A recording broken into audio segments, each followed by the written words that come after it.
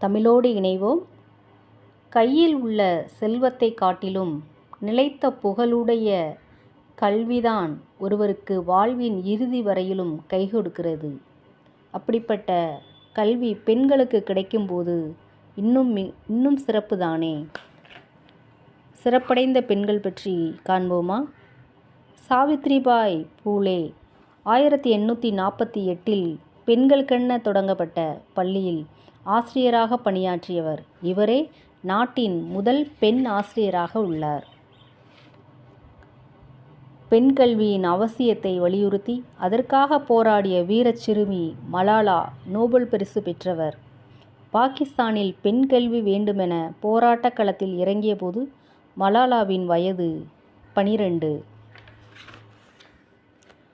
பூவாளூர் ராமாமிர்தம் அம்மையார் அவர்கள் தமிழகத்தின் சமூக சீர்திருத்தவாதி, எழுத்தாளர், திராவிட இயக்க அரசியல் செயல்பாட்டாளர், தேவதாசி ஒழிப்புச் சட்டம் நிறைவேற துணை நின்றவர்.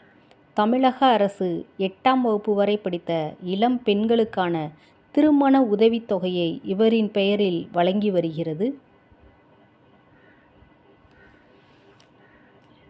முத்துலட்சுமி அவர்கள் தமிழகத்தின் முதல் பெண் மருத்துவர், இந்திய பெண்கள் சங்கத்தின் முதல் தலைவர், சென்னை மாநகராட்சியின் முதல் துணை மேயர், சட்ட மேலவைக்கு தேர்ந்தெடுக்கப்பட்ட முதல் பெண்மணி, அடையாற்றில் 1930 ஔவை இல்லம் தொடங்கியவர், 1952 புற்றுநோய் மருத்துவமனை ஆகியவற்றை நிறுவியவர்.